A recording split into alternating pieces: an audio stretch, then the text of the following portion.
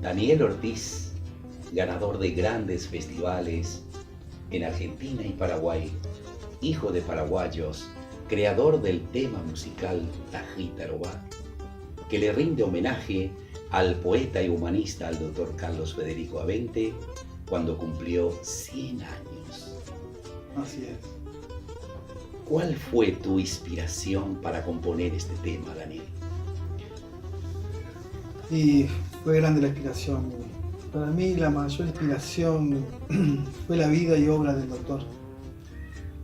Y su literatura, que es tan profunda y tan grande, que representa nuestra cultura, nuestro país, Paraguay.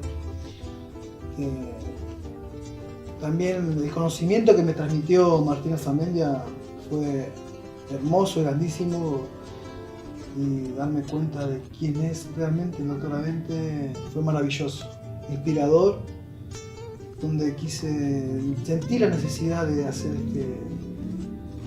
este homenaje, regalarle esta obra, Tajita Arobá, cuando cumplió 100 años.